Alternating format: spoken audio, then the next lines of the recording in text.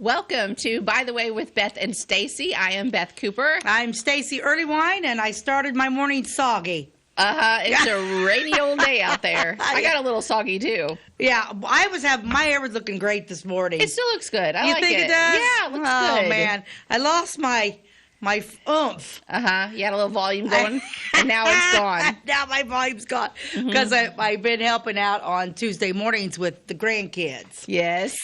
I am not used to getting a toddler, a pre-kindergartner, and a baby out the door in the morning. Yeah, and then it was raining today. And then Jack's shoes wouldn't fit that his mom laid out. So then we tried another pair. Oh, no. And the clock is ticking down. Tick-tock, tick-tock. And Joanna's still asleep in her room. And I'm just like, and it's raining. So then when I take Jack out. Then I take Joanna's stuff out. Then where you know where it happened? Where? Putting her in her car seat. Yeah. Oh, I remember those days. Putting her in her car seat, and it's just... I always said the happiest day of my life would be the day where I no longer had a child in a car seat. That is true. And I have to say, it really was one of the happiest days of my life. Yeah, agreed. It's in the top 5. Yeah, car seats and no diaper bags. Of course, we're in the middle of potty training, JoJo, so she's doing really good, so not having a diaper bag's nice. But yeah, that car seat. Plus, poor baby, I just scooped her up out of bed. Yeah. Because we fought with shoes. Why are shoes so hard? I don't know why shoes are so hard, but can you imagine if that happened to adults? Like somebody just scooped you up out of bed and like you woke up in a car? Or you woke up at you just woke up and you're at your grandma's house all of a sudden?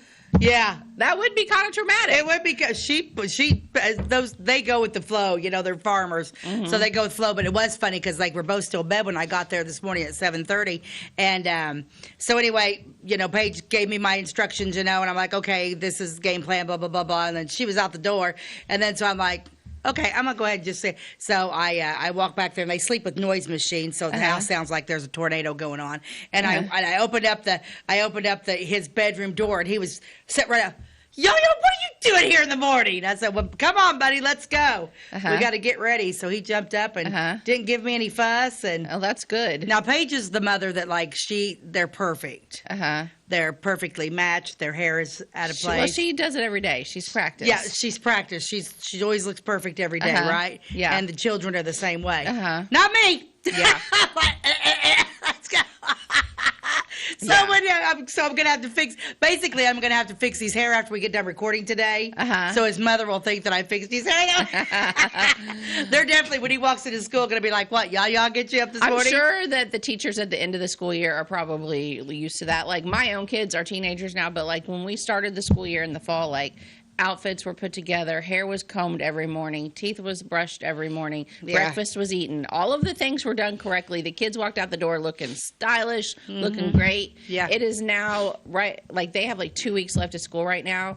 I'm not sure that my youngest even combed his hair. I'm fairly certain the toothbrush didn't happen this morning because he was running super late. Yep. The outfit kind of matched. He may or may not have slept in the same pants he went to school in. I'm not sure. At that point, I didn't even care. I'm just get in the car. Get in the car. Yes. Well, we had a shoe because she laid out these black shoes. He's like, yeah, they're too tight. They're too tight. I'm like, okay, well, let's grab it. So then he got these one pairs, and they slip in. Yes. Well, he has a wide foot, and so I'm like, I am going to break this kid's ankle getting these. I'm like, stop on them, stop. I'm like, they don't work. Let's get the other ones on. He kept saying, you got them on the wrong foot. I had a 4-year-old making me rethink my whole existence on getting shoes on today. Oh, my gosh. Like, no. And I'm like, no, it's the right. It was just hysterical. Well, school will be over soon, and they can wear flip-flops and Crocs. Or go barefoot. Oh, yeah. I'm a barefooter. I'm a barefoot girl, but yeah, so we we made it. He grabbed his book bag, and we got halfway to school. I'm like, oh, Jack, did you grab your book bag? And he said, yes, y'all, I'm on top of it. and poor Joanna's just scooped up, and oh, bless her heart. She sleeps in one of them things like a sleep sack. Yeah, yeah. When did those become invented? About the time Malia was born. So they've been around probably close to 20 years. Have they? Huh. Yep. Yeah, my kids are in their 30s. We didn't have sleep sacks. I guess so they don't have to cover up. Yeah, because, blankets are dangerous. You don't want your kid to suffocate. Oh, blankets are bad. Okay. Basically, anything that could be slept with is bad. Stuffed animals, bad. Blanket, bad. Pillow, bad. Bumper pad around your crib, bad. Now I remember back in the day the bumper pads, because the bumper pads, like whenever I had my kids, it was all about the nursery bedding. Bedding was huge. Yeah. And I remember there were several children when Mac was a baby that suffocated because I can see the bumper pad. Yeah, because they get their faces notched in there. So I can see the bumper. I kind of see that. There were a lot of them that died in the 90s. If they're little, they were little bitty. Yeah. But by the time they're Joanna's age, they're 2. Yeah. I'm pretty certain she's not going to suffocate if she has a blanket. Yeah, no, she. But if she's used to the sleep sack, I'm not knocking that. I'm just saying she has a sleep sack in there, and then she has her blanket and she has her bear. My kids always slept with blankets. They didn't do the sleep sacks so much, but they sleep with their blankets over their head completely. Your kids have always been suicidal. They've always been like that. They like block out all the noise and everything. And other people see them sleeping and are like, oh my gosh. I'm like, no. What's wrong with them kids? They're fine. But now we have noise machine. I sleep with the noise. I can't sleep with that one now. Yeah. I have that white noise going on. I love that thing. I think my kids would have liked that when they were little. Oh, Jack. And Paige has got, they're on a timer. I mean, they go on, but no, now she sleeps. She does, but I thought, because I was thinking, maybe because it's so they don't get, the sleep sacks so they don't get cold. Because, they wall around and the blanket falls off of them. It's basically a blanket that you can't suffocate on. I'm almost thinking, if I was I'd have to have one where my leg could kick out of it. Heck no, I wouldn't want one. I like kicking my leg out in the middle of the night, too. Like, I'm hot. Can you imagine being zipped up in something and having a hot flash? I would gnaw myself out of that. Yeah. I'd be screaming, crying, get me out of it. Yeah, I couldn't handle it. Yeah, I couldn't handle it. I don't like really the bad binding. For menopausal women. I don't like the binding, but I wonder when they'll, but she's, like I said, she loves her stuffed animal, So I survived the morning, and then I got soaking wet. I survived my morning, too. I also got wet. I decided I had a 5-gallon bucket sitting out in the rain to gather rainwater to water my flowers that are on the porch. So some of my flowers are so covered that it could rain hard all day and they won't get any water. Right, me too. So I had some rainwater. So I thought, I'll just grab that bucket real quick and water these flowers that are on the porch. Yeah. Well, the bucket got caught while I was trying to pick it up on the side of the porch, and then I dumped water, and then the rain that was pouring down from the side of my porch hit me in the face, and then I felt like I had to go redo my makeup, and it was just like I drenched myself trying to water those stupid flowers. Why didn't I wait until later? Wait until you got home. I had a crazy morning. Why did I think I needed to throw that into? Well, because I don't know. I don't know either. I don't know. That's how I roll. Well, we got an ad this morning. I picked up this ad. Okay. We've done Coca-Cola ads before. I thought this was cute, right? Just for extra fun, take more than one. Take an extra carton of Coke. Everything goes better with Coke. Okay, so look at her. She just tricks you around in her cute little bathing suit. Do you know how heavy those things are? Do you remember buying a 6-pack of Coke in glass bottles? Oh, yeah. Okay, funny story. I hated them. I realized why I hated them. I want to look like her. Well, yeah, me too. Back in the day, Andy's Market. Yes. Down on South Main Street. Yes. Carton of Cokes. Yeah. My mother and I are pushing around in there, and I'm standing at the end of the cart. She had just put 2 6-packs of Coke in glass bottles underneath. Oh no! Why did she put them down there? Well, because I wasn't supposed to be on the carts, and I kept getting on the. And Mom was like, "Stacey, get off the end of that cart." They all broke, didn't they? They did in Andy's Market. So my mom's like, push the cart around, and I'm off walking around. Everything's good because she always put them down there because she did. I don't know why she did it, but anyway, she put them down there. We're just going around. She lets go of the cart to get something. I jump on the end of that cart. That cart tips. All 12 all glass bottles bust, and there's Coke all over Andy's Market. Did you have to mop it up? Well, after she about ripped my ear off and gave me the young lady, I told you to get off that. Yeah. Yeah. Of course, God love Mike Anderson owned Andy's Market, and he was like, "Oh, it's okay." And my mother was mortified because she'd been telling me get off, and I didn't listen because what did she know? But anyway, so yeah, after he picked up the glass, she made me mop that entire Andy's Market. And I bet there was that was a big mess. Oh, it was huge. And sticky. And sticky. It probably needed mopped again after you mopped it. Oh, because I'm sure. How old was I? Probably, what, 9? Yeah, you probably didn't do a great 9 job or with the 10? mop. You think I did a good job with the mop? No. Yeah. Do you have any horror stories of breaking anything at grocery stores with your mom? Not with my mom, but with my kids. And I might have told it on air another time, but just to remind you, did I tell you the story about when I broke all of the red wine at Walmart? No. No. What did you do? Well, I was driving one of those great big carts that's like a semi truck. It's like you're driving a semi truck by pushing the back of it. Oh, it's the one that you put your toddlers in a seat at the those front. are awful. And it's awful. Well, yeah, it's like driving a train, but you're pushing the caboose. But you have no control. No, especially when you have about several $100s worth of groceries in it, and then 2 children, maybe even 3 children, because sometimes the third one would jump on too, even though she could walk. Oh my gosh! So I'm steering that thing, and I'm looking around and like trying to think of like all of the things that I need to buy. The kids are in there talking, and this is totally my fault, but Walmart put the red wine in a really dumb spot. They had it hang. They did. And it's not, I don't think it's there anymore. And it might be close, but it's not on the same kind of thing. They had this like wobbly little end cap thing that hung at the end of the aisle, and it was real movable. So if you took one bottle of wine off of it, the whole thing kind of shook. And they had all these red wine bottles on there, but it was real just loosey-goosey. And I didn't see it because I was dealing with kids and groceries and blah, blah, blah. And I'm pushing this heavy cart, and I get ready to turn that corner. And instead, I turned it right into that end cap full of red wine. And red wine hit the floor. And there it was, red wine all over the place. Red wine. Mm-hmm.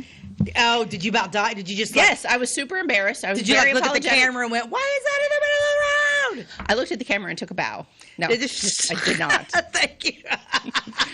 Now for my next trick. Oh, no, I gosh. felt terrible. And the kids were like, Mom, I can't believe you did that. I'm like, oh my gosh, I'm so sorry. So I found somebody that worked there, and I apologized profusely. And they promised, don't worry, you don't have to clean it up, and you don't have to buy $50 worth of red wine, And they sent me on my way, and they cleaned it up. But it was definitely That's mortifying. clean up on aisle 1. I mean, it was it was a lot of wine. You know what Dr. Phil says about everything you say when you say something, blah, blah, blah, then you say but. Everything before the but's a lie. Yeah. And on that note, we'll be right back after this commercial break. At your locally owned Napa Auto Parts stores in Flora and Louisville, you can count on experts to have the solutions to keep you running on the road or in the field. More than just your car, the Napa Auto Parts stores in Flora and Louisville carry a large inventory of Napa products for farms, heavy trucks, and just about everything that moves. Experienced associates understand your needs and are ready to help with the perfect part at a great value. That's Napa Know-How at your locally owned Napa Auto Parts stores in Flora and Louisville. Briscoe Surplus Sales on the northeast edge of Flora is your one-stop do-it-all shop. Looking for rugged boots and footwear from great brands like Lacrosse, Rocky, and Carolina? They're there. How about top-notch small engine parts and service? Briscoe Surplus Sales has it. Whether you're wiring your switches or switching your wiring, Briscoe Surplus Sales has the solution and the know-how to help you get the job done right the first time. Briscoe Surplus Sales, your one-stop do-it-all shop. We like technology at Flora Savings Bank. Here's what you can accomplish in our mobile banking app in less than 30 seconds. See account balances in your transactions, set up an account alert, make a transfer between accounts, get an alert text message about your transfer, pay a bill, turn your debit card off and then back on. It all happens in the palm of your hand with our free My Bank to Go app. Search My Bank to Go in the App Store or Google Play and give mobile banking a try. Flora Savings Bank, member FDIC and equal housing lender. Welcome back to, by the way, with Beth and Stacey. We have a fun show planned today, don't we? Well, it's an interesting show, and it's not that old. And I remember it. Oh. It was 2004. Oh, okay. So we're talking only 20. Exactly how old is old? Yeah, that's Old is in the it's kind of like beauty. It's in the eye of it's the in beholder? Yes. Okay, so This isn't necessarily a fun show, an interesting show. I should have said. interesting because everybody's probably gonna. Well, not. Most everybody's gonna remember. Do you remember when Alan Buck's house blew up? I do remember that. I still, when I drive down the way going to the junior high, what is that? Stanford Road. It's Stanford, North Stanford, North Stanford, and East Third. Yeah, it's set on the corner. No, right? No, right behind, right the next one down. Because that house that's right there, new on the corner, her house fell off. It blew. It. Oh, knocked it off. right. Yeah. It's more on. Yes. It's kind of like that empty lot. Do you know where Orals live Yes. and where? Borchardines lived. It was right there. Okay. I remember we woke up with it. It shook our house. We thought we were having an earthquake. I think we heard it too. A big boom. I think the entire city of Flora heard it. So anyway, I thought this would might. I don't know. It's just kind of an interesting show. But, so I found this out of the Hometown Journal, my favorite newspaper. I do love the Hometown Journal. I wish it was back because I just had lots of fun stories. Yes. I wish it was back too. Yeah. Circuit judge. So Alan Buck was a circuit judge, and he was running for an office. What I can't remember. State's attorney, was it that? State's attorney, that's right. So Okay. right now he's a circuit judge. Circuit judge in good spirits in Springfield Hospital after miraculously surviving massive explosion. Okay, you guys, when I say exploded, kaboom! And he's Nothing. They were, and him and his wife were inside that house. I truly cannot believe they survived it. I can't believe Miracle upon miracles that they did. Oh, yeah, absolutely. Yeah. I'm going to read this article for you guys, and we'll be stopping in between, and I do have some pictures. It says, driving past the charred and splintered remains of what was the home of Alan and Norma Buck on North Stanford Road in Flora, it is difficult to imagine that anyone could have survived the explosion that leveled the single-story brick residence around 4:45 on a Saturday morning. But Alan Buck, the only occupant in the house at the time of the blast, did survive and is in good spirits in Springfield. So his wife wasn't there. there. So his wife was not there. Okay, it was just him. But let's just so here's what we're talking about. So this house explodes, right? Ty, show me that first picture. Look at this. Wow. There's not. That's worse than like a tornado. It is. There's nothing standing. Yeah, there is nothing. Neighbors were rocked out of their beds by the explosion and subsequent fire that catapulted Buck about 50 feet into a nearby Milo field north of his home. What a ride. Right? 50 feet and out into the Milo. And if you look at that photo there, you can see the junior high in the background. Yes. That would be Floyd Henson Junior High. Look at that rubble. Ugh. Buck's wife was out of town at the time of the incident, which remains under investigation by the Flora Police Department, the Illinois State Police Crime Investigation Unit, and the State Fire Marshal's Office. So, I mean, when somebody's house explodes, you got to find out what's happening. Yeah, it's usually a gas leak. But that's terrifying. That is terrifying, and our home is heated with gas. I mean, we're pretty well all gas, except just a few minor things that are electric, of course, but I have always, this is the first one I ever heard of that exploded, and ever since then I've kind of had a fear of gas leaks. Right. It does scare me because, we have a gas, and I don't like it, and I want to get rid of it, but... I love gas, though. I don't want to get rid of my gas. But we have Jim's mom's gas stove out in the garage. Oh. Just for, when we have, because when we do Thanksgiving and all that, and it's nice to have it, but I want that sucker shut down. I mean, it makes me nervous, especially being in the garage. Keep the gas turned off. Of course, you've been in Jim's garage, right? I've never been in there. I'm scared. I've heard it's bad. I've heard that Jim Earlywine is a hoarder of lumber. He is a hoarder of lumber. Jim his dark, dirty secret. He hoards lumber. You know what? I do have to. This is really bad, though. Okay, so yeah, Jim's garage. But that man can walk to anything in that garage. Now, I have a little convertible that I bought when I turned 40, so that thing's 17 years old. He says my convertible clutters up his garage. Oh. But no, he doesn't understand clutter. But anyway, so we have we bought our house in 1990. In 92, so how long has that been?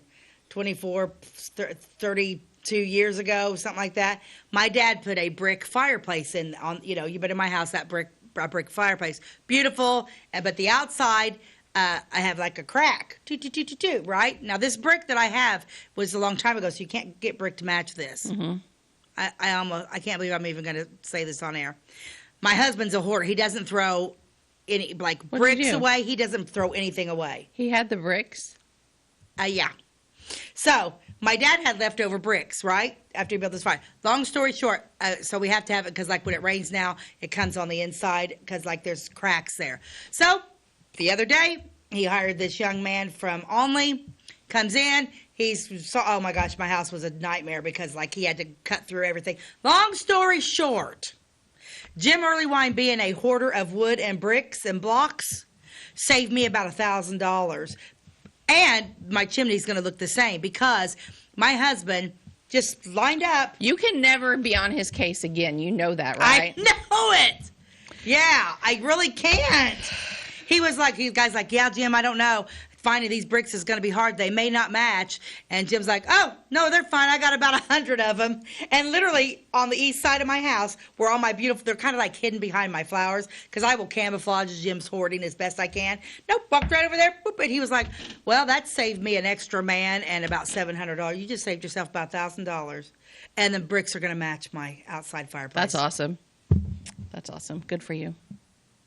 But now you have to be nice to Jim. No more nagging about the hoarding. Yeah, I'm still going to get on him, though, Okay. sometimes. Okay. But, I mean, come on. At least I can camouflage that stuff. Yeah. You can't, but, yeah, so. Oh, gosh. Okay, so go on with the story. Okay, so anyway, that was a rabbit chase. Okay, the cause of the, now I'm reading this from, this happened in, Tuesday, this is Tuesday, September 28th, 2004 paper. So when I'm reading the paper, you know, it's what it is. So the cause of the explosion has not been determined at this time. State officials said it could take 3 weeks before the investigation is completed. The resonance of the blast was felt as far away as Lincoln School. Okay, so you guys know where the junior high's at. The blast was felt all the way out by Lincoln School. Mm-hmm. That's a long way. And I live on Fair Avenue in the south end of town. It was awful. I thought it was an earthquake. I would say that's probably like a 2 to 3 mile radius from where it happened. Yeah. You could feel it. Crazy. Debris was spread as far south as Vincent's Avenue, nearly a mile away from the site. An estimated 7 homes near the explosion suffered structural damage, but Buck was the only person injured. So 7 homes, you guys. I always People felt, sleeping at night. well, yeah, 4:45 in the morning. I've always felt really bad for those neighbors who had major structural damage. Yeah. Some of the, well, at least one had to rebuild. Yes, the Borchardine house there on the corner they lost their home. Yeah. Yeah. I mean, can you imagine waking up to that? No. Oh my gosh. Buck, a well-known and visible resident of Clay County, was appointed resident judge of the 4th Judicial Circuit in December and filling the vacancy created by the death of the Honorable Patrick L. Duke. See, I didn't realize he took over Judge Duke's spot. I didn't realize that either. Oh, Pat Duke was such a nice man, who died in August 2003 at the age of 52. You know, that Duke family sure was hit hard by They bad. lost a lot of people at a They young did. age. They did. And unfortunately, we lost Miss Margaret. Yeah, I love Margaret Duke. me too. So fun.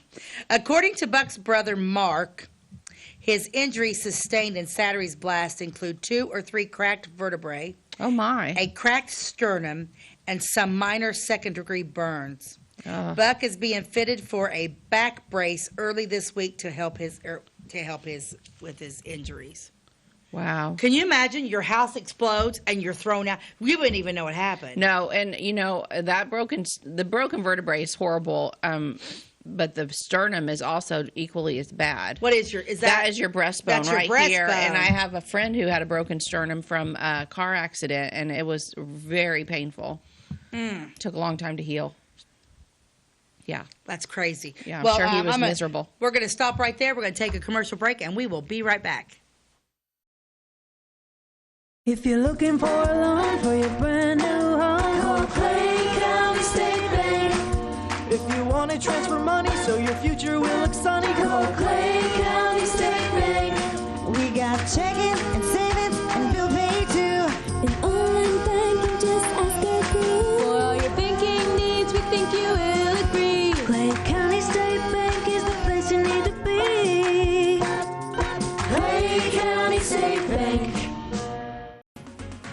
Clay City Banking Company, we're all on the same team, regardless of zip code.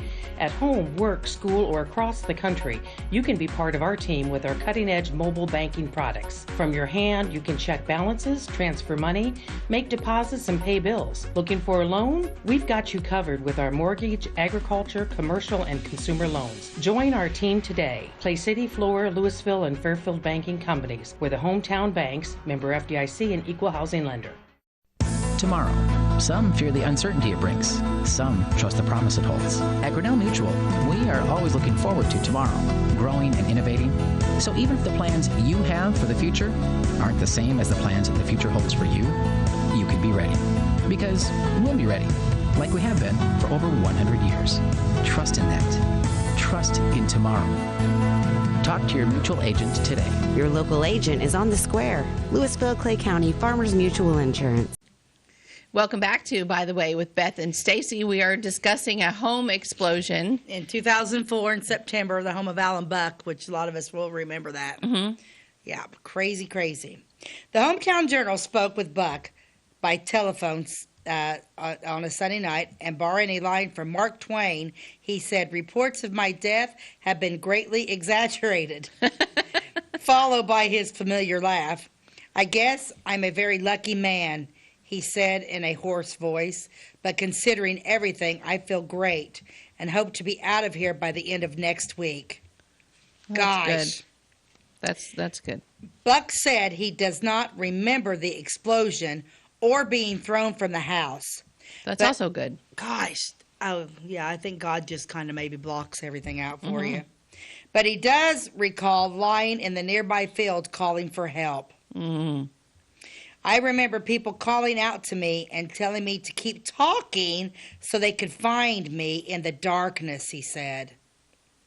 "Officials are still working on theories as to how I got where I was and how I survived." Gosh. Wow. He's lucky it was a Milo field and not a cornfield. That would have made it even harder. Right. Milo's not very tall. No. And it was Because you're talking September. Yeah, and it was probably about ready to harvest. Let's show. I've got a lot more of the story, but let's show a couple more pictures. Okay. Let's see what we got here. This is a picture. Look at these guys. Friends and co-workers of Alan and Norma Buck sift through the rubble of their home in search of personal effects. Wonder where she was. I don't know where she was at. Can you imagine just even doing that? Nope. Look at that. That looks like a chair. Yeah. But I would think you'd step on nails. You would, ugh. You know, the other thing is like, so if it's a gas explosion and gas makes everything go kaboom, was gas just like leaking out to, because it would still continue leaking? I'm sure the city had that turned off pretty quick. Wow. The city can stop that. Now, and then let's go to the other pair, the trousers in the tree.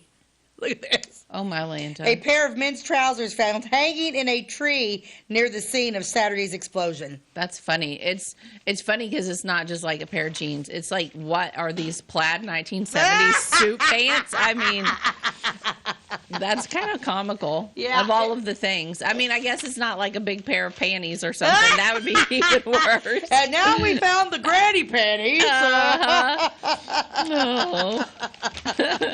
Oh, my gosh. It's funny. Crazy. Yes. Okay, so like I said, this is a huge story. Okay. To get this, Buck had decided to sleep on the sofa in the living room Friday night and covered himself with an old, worn-out sleeping bag. "I've had that sleeping bag for over 35 years, he said. "It's pretty worn and ratty, and I should have thrown it away years ago, but I honestly believe it played a part in saving my life, and I'm grateful that I kept it. It is not known if the sleeping bag was found among the debris." Florida Police Chief Rick Perry was sleeping at the time of the explosion. "I heard the blast and initially thought it was thunder," he said, "but it wasn't raining. I walked outside and saw the large clouds of smoke, got dressed, and was on my way to the scene."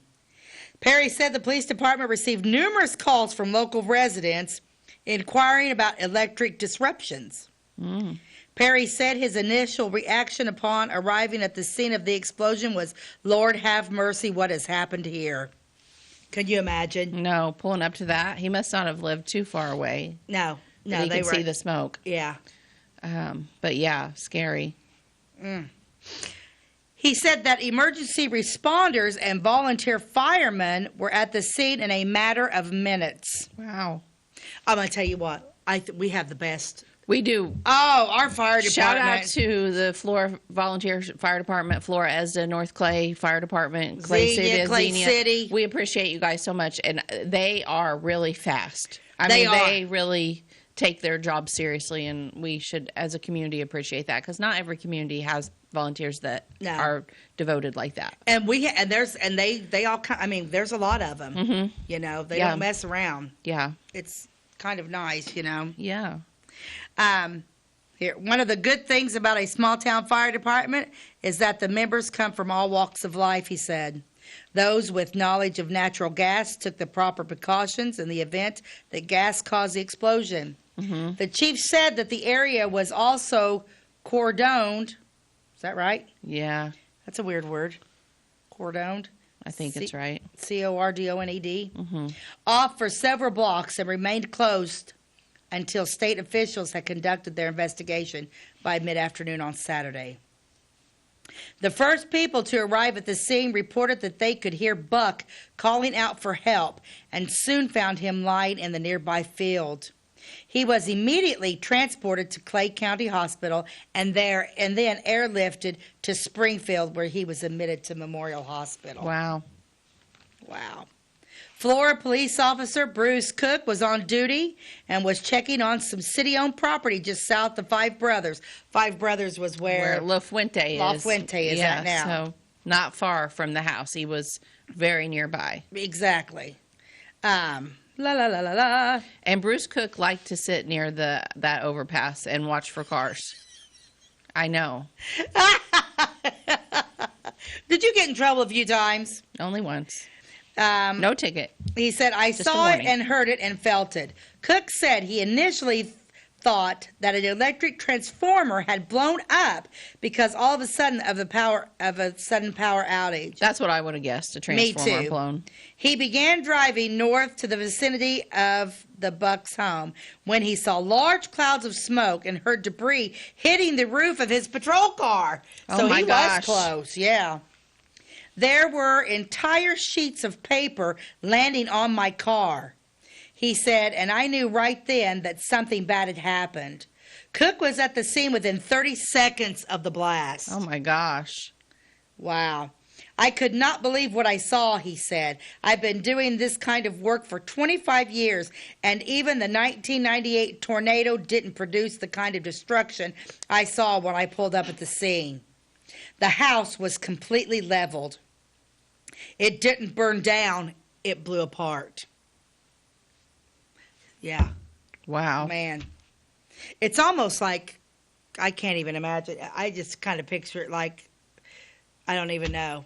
Have you ever seen like explosions and stuff when they're like, you know, Yeah. an action movie and literally it just a big explodes? fireball and yeah. Before exiting his car, Cook said he called the ambulance and fire department. Ironically, the ambulance crew was outside the hospital on break when they saw the explosion and headed toward the scene. See? So they're right There across you go. the road. Yeah, because the hospital's not far away. Nope. So, wow. Yeah. I mean, everybody was in the right spot at the right time to just get there. Yeah. When I got out of the car, I grabbed a fire extinguisher, Cook said.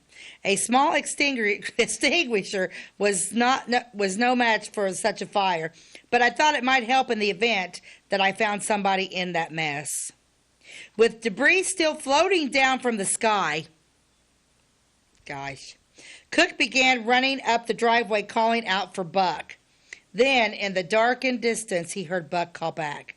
It gave me cold chills, Cook said. I couldn't believe that somebody was actually alive. Cook said he said two thoughts raced through his mind. My first thought was that Alan is alive, but I don't know where he is. My second thought was, why wasn't his wife crying out for help? Where is she? Yeah. How awesome that she was not there that night and that he didn't sleep in his bed. No because if he kidding. would have been in a different spot in the home, it probably wouldn't have had the same outcome. Probably not. Gosh. Cook said the ambulance crew and several volunteer firemen were at the scene immediately and located Buck about 50 feet from the remains of the house. If he had not been conscious, it would have been daylight before we found him, Cook said. Cook said that Buck was alert and even called him by name. So he knew everything what was going on, didn't he? Mm-hmm. The first thing I asked him was if he was alone in the house. And he said he was. Cook said, in fact, we asked him that question several times, and Alan said that his wife was out of town. Cook said that Buck was loaded into the ambulance and headed to the hospital within 10 minutes from the time of the explosion. That's great. I can't even imagine. Yeah, because, I mean, he could have been going into shock, you know. Oh, and absolutely. You only have a certain window of time there. Yeah. I've been trying all weekend to think of a word that described how I felt when I heard Alan call back to me, Cook said. I can't think of even one that properly describes that feeling. There were so many things working in the man's favor that morning. Mayor Charles Crowder agreed. The Lord was surely looking out for Alan and his wife, the mayor said. It definitely was not their time to go. City Commissioner Jerry Stringer and his wife Nancy lived just down the road from the Bucks and were awakened by the explosion. Oh, yeah, it was quite a blast, Stringer said. I heard glass breaking inside our house and immediately went outside to see what was going on. I could hear people talking. It was Mr. Buck calling out to the rescuers. It gives me chills reading this story. So the Stringers had glass break at their house? In their home. Yeah. Wow. Because I would imagine, it said 7 different homes were. Yeah. Yeah. Mm-hmm. Stringer said that the scene resembled a huge bonfire and a large fireball suddenly shot into the air. Stringer said damage to his home was minimal. Jason and Aaron Borcherdine are Buck's next-door neighbors who live on 3rd Street. They're the ones that live on the corner. The blast just about threw us out of bed, Aaron said. We thought somebody had run into our house. The couple immediately checked on the welfare of their young son and noticed there was no electricity. They also found that several windows had been blown out and called the police department. We then walked outside, and I looked north to Alan's house and said, oh, my God. Our first concern was whether or not, That's not page 5. Where's page 5? Here it is. These papers, my hands are going to get. That where he and his wife were at home, because if they were, they couldn't possibly have survived. Their house was completely gone, said Jason, and flames were shooting as high as the trees. Oh, my. Gosh. We were just in a state of shock. The Borcherdine home received major damage. They said the roof was raised. The house was off its foundations. Yeah, that's the part I remember. Right. It knocked it off the foundation. Yeah. Windows were twisted and their garage door was buckled. A tilt-in window was sucked open by the blast, and the back of our garage looks like somebody pulled it out of off the foundation, Borcherdine said. But looking at the Bucks' home and what used to be their home, we really can't complain, Aaron Borcherdine said. She said that Norma Buck was surveying the scene Sunday afternoon and visiting neighbors on Alan's behalf to make sure that everybody was okay. Oh, that was nice. Yeah. So, yeah, I mean, can you even fathom it? No. I still got, we're not done with the story yet. I've still got some more to read. But, I mean, so like, because it's like, it's not, it was out of their control. You know, I mean, by the time I read the story, I don't even know I'm assuming they called it a gas leak at the end of everything. But could you imagine, like, gosh, I would think you would almost have guilt over that. Yeah, even if it was out of your control, you would feel responsibility to your neighbor. I mean, it's nice that they went and checked on the neighbors. Yeah. Yeah, that was nice. And I'm thankful the Borcherdings were all okay. Yeah. I mean, because that's a lot of damage to your home. I mean, Yeah. I'm sure they probably did get Okay, jolted out of bed. Yeah, because I guess they would call that totaled. Yeah. Your home would have been totaled. Yeah, they had to rebuild. They had to rebuild everything. Mm-hmm. But the only good thing about that is that their stuff was they got to keep all their content. Yeah, it might have worked out in their favor a little bit. I don't know. But yeah, you get to keep your contents. You get a new home. Yeah. I mean, it's just crazy. Like I said, and I'm surprised at these. I guess maybe there's more precautions we take now on gas because if you think about all the gas and, Yeah. ugh, makes me nervous. Makes me nervous too. But you can't just spend your life worrying about the minute possibility of things. Oh no, yeah. So, except when you got it out in your husband's hoarded garage. Yeah. Well, maybe then.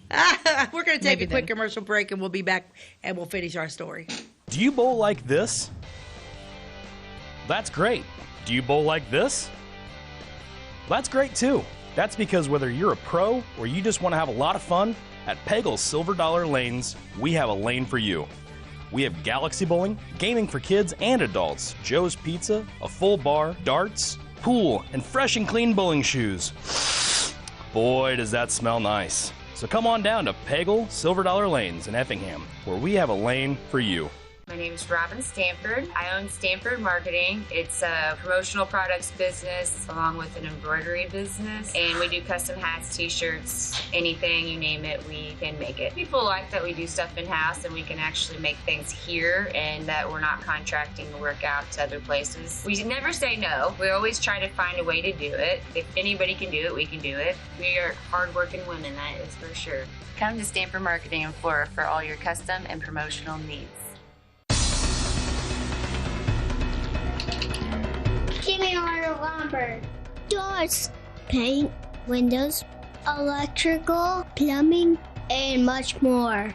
Oh yeah, Jimmy ordered guns too. John Lucas, What? you better be dreaming about all the stuff we sell here at Zink Building Center. Oh, I would. Zink Building Center in Louisville on Route 45. It's a cool place. Welcome back to By the Way with Beth and Stacey. We are discussing the home explosion in 2004 of Alan and Norma Buck. Yes. What a disaster. Well, it's a huge disaster. And they are very lucky people to have Yes. survived. So then Mrs. Buck comes home. Hey, honey, how'd it go this weekend? Well, I blew the house up. Oh, my gosh. Can you imagine? Your China's got, no. I can't imagine. I didn't know them. I did not know. I didn't know the Bucks. I knew who he was because he was a circuit judge. I'd heard his name, and then he was running for. Let's see, what was State's attorney, I think. Well, this one was like elect circuit judge Alan Buck. Oh, this is funny. With a campaign sign still standing. Oh, so everything was gone but the campaign sign. So it was circuit judge he was running Yeah. for. Okay. KMOV TV reporter Ethan. St. Louis. Yep. They came from St. Louis. Yeah, oh yeah, 'cause they were all over the place. I'm going to talk about that in a minute.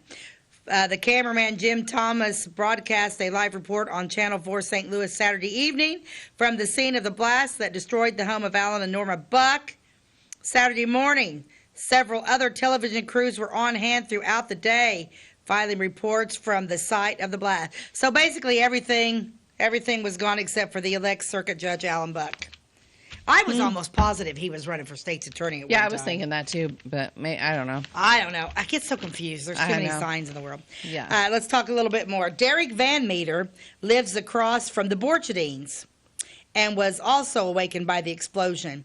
I was sleeping soundly and didn't actually hear the blast, but was awakened by the vibrations of it, he said. I got up and noticed my back door was open, and I thought it was daylight because it was so bright outside. Oh, wow. Ugh. I looked out, and all I could see across the street was fire.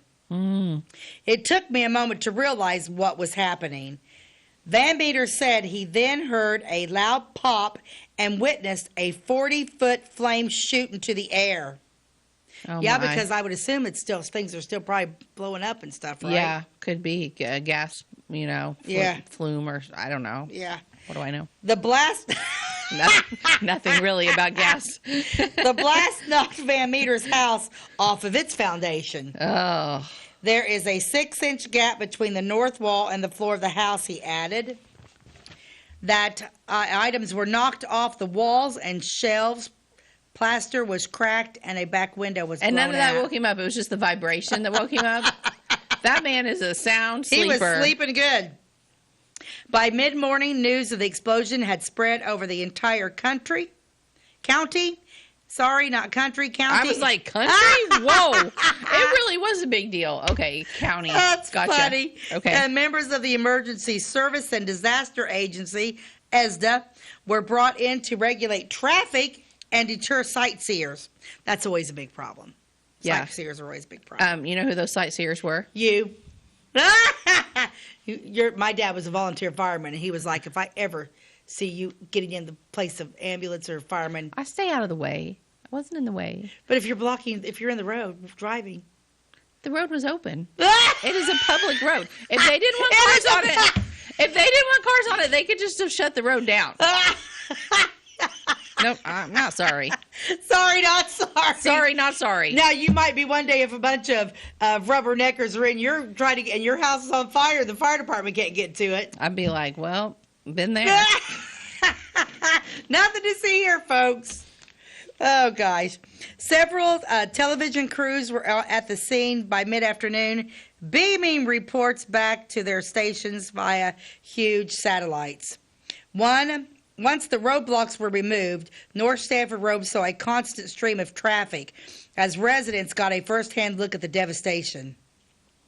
Once the crime scene investigators completed their work, the scene was opened to friends and co-workers of Buck, who sifted through the rubble, searching for personal effects such as photos, credit cards, and checkbooks. A few articles of clothing were discovered. A pair of men's pants were hanging from a nearby tree, but except for a twisted gold living room chair, articles of furniture were nowhere to be found. Where'd that stuff land? That's crazy. It disintegrated into nothingness. The couch he was laying on, they never found it. No. How weird is that? It just burned up, man. Nothing but ash. All that remained were small pieces of wood and bricks scattered about the area. Saturday's blast was the biggest explosion in Flora since J.C. Penney's store blew up in the late 1970s. Norma Buck had remained in northern Illinois Friday night to be near her job. Had the couple been at home together, they would have perhaps been in a different part of the house, police officer Cook said. This story could very well have had a tragic ending instead of a miraculous one. Alan Buck assumed his duties as circuit court judge in December after serving as Clay County State's attorney. There it is. Since February 1994. Okay, so he was state's attorney, then he was running for judge. Okay. As previously stated, he was appointed circuit judge to fill the unexpired term of the late Pat Duke. Buck is seeking election to the post this November and is running against Flora attorney William Robin Todd. I was shocked to learn of the damage to the Buck's home, Todd said Monday. My family and I wish Alan a speedy recovery. Todd said he spoke with Buck by telephone Monday afternoon. He seems to be doing quite well, Todd said. The man is very lucky to be alive. And I believe Todd went on to win that election. He did win that election, yeah. He ended up winning it. Mm-hmm. When asked if he was going to continue campaigning, Buck laughed and said, harder than ever once I leave the hospital. And I can't tell you how thankful I am to have the opportunity more now than ever. Regardless of how the election comes out, the story of Alan Buck will have a positive ending. If you saw the debris of Alan and Norma's house, said his brother Mark, and if you see Alan lying in the hospital room with his positive attitude and his minor injuries, you just wouldn't believe they were part of the same incident. I want to thank everybody who responded to the scene, who prayed for me, Buck said from his hospital bed. Norma and I are very lucky and very thankful that no one else was injured. That is quite a story. Yes, it is. Yeah. Wow. What a lucky guy. Yeah, so he was state's attorney. Well, yeah, because actually a circuit judge is probably one of the higher positions. Is that all of your photos, or did you have more? Did I have any more? I think that was it. Yeah, just those three. Yeah. Okay. But yeah, can you imagine? No. Scary. I can't. Yeah. No, I can't even fathom what they went through and seen all But that. you do hear from time to time of like gas explosions. I mean, it does happen. Right. So I just never want it to happen to me. no, I don't want it to happen to you either. Yeah, that's Or crazy. me. But yeah, the fact that like just all the circumstances, how they were, and you know, and like I said, that was we'd probably need to do some hunting. Beth was trying to find. I'm not sure where the Bucks went after they lost that election. They didn't rebuild here. They didn't stay in Clay County. I can't. I kind of remember. I think they went up north Okay. because I believe she worked. I tried to Google him. I didn't come up with anything as of yet. Yeah, I don't know. Sometimes that was good. You have to go into a lot deeper Search. search. So, but yeah, Well, wherever he is, and if he's watching this today, I wish him well. I do too. Yeah, I'm assuming because like this was only 20 years ago, and he was probably, you know, I don't know, I don't know how old Robin Todd is, probably in his 60s. So he was probably in his 40s when all that happened, and you know, and I'm not really sure because I don't know. Honestly, if Alan Buck is originally, you don't hear the Buck. No, I don't think he was originally I don't from think here. it's I don't think original. he was a Clay County name. I don't think it's a Clay County name. You never really hear too much of it. But Yeah.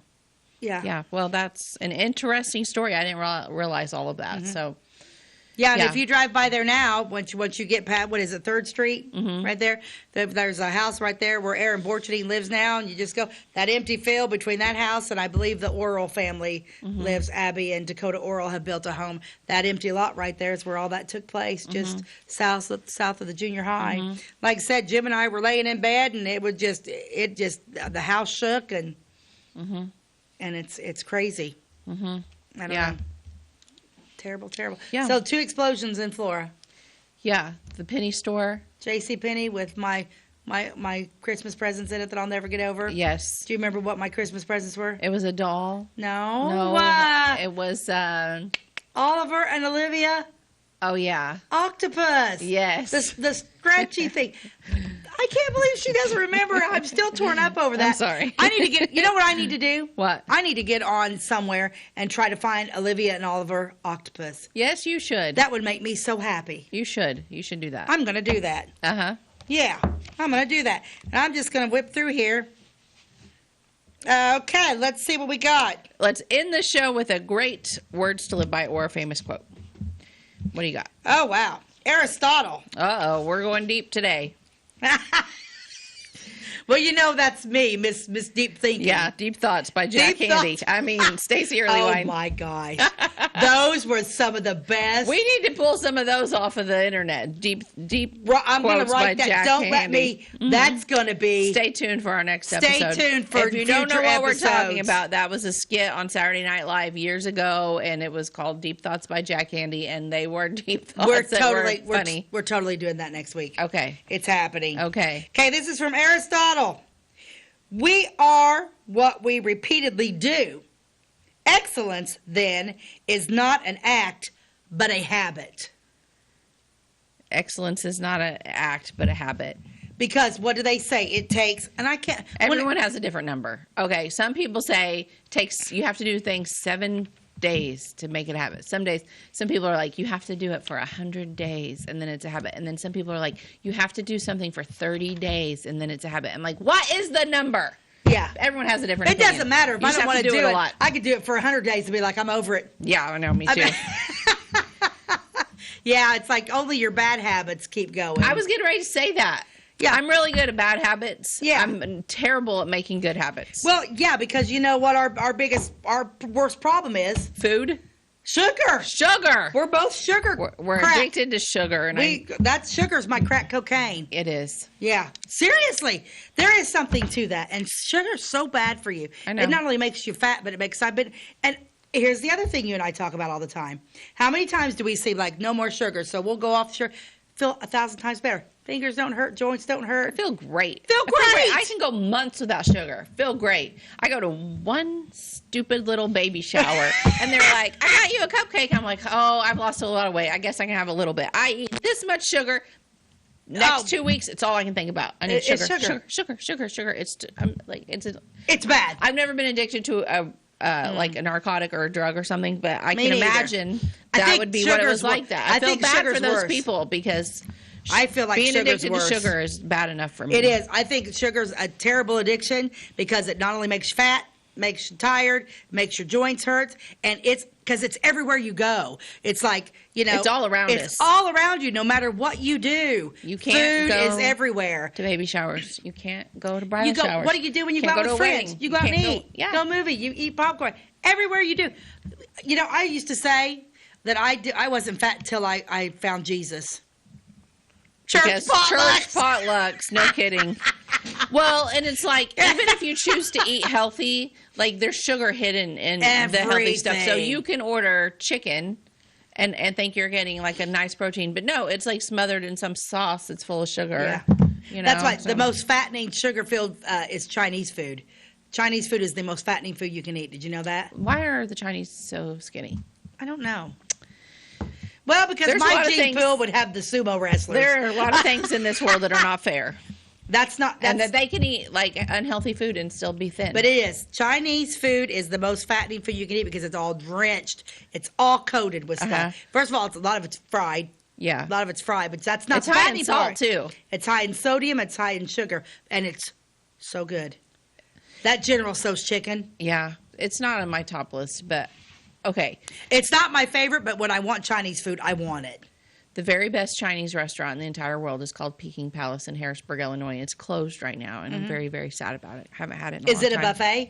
No. That's what makes it fantastic. It's not a buffet. I would like that. You sit down, you order it, they bring it to you. It's amazing. Everything on their menu is amazing, and they have not changed their menu, or I don't think even their prices since like 1984. Why are they closed? I don't think they paid their taxes. Oh. The government shut them down for a little bit. Rude. Yeah, see, I like that. As soon as they reopened, I'm taking you on a road trip. You do, because I like the fried rice. I like the General Tso's chicken. I like crab rangoon. And then I eat the broccoli out of this one thing because I don't like the rest of it. So I pick the broccoli out of this one thing, and I get the little deep fry, what you're supposed to do with sweet and sour, just the little chickens off of sweet and sour, but not the sweet and sour sauce. Those are the only things I eat at a Chinese restaurant. Okay. That's it. I don't like anything else. Well, that's because you've been eating at buffets. If you were to go to Peking Palace and it's like a little bit different. It's like comparing, French, like probably. It's like comparing Mexican restaurants to each other. They're not all the same. Yeah. But like, I don't know. This is more traditional or accurate. Well, it would be fresh. They're cooking it fresh. Yeah.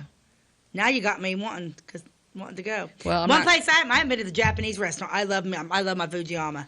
Well, next time you go, Fujiyama. Please take Silas. He wants to go every day. Okay. And he could eat there every single day. He loves it that much. I love it too. Well, the next time we go, we'll take Silas with us. Okay, thank you. Okay, and we're done. Okay, thank you for joining us. This was fun. So, it was a good show, and we will see you next time. God bless you and have a great day.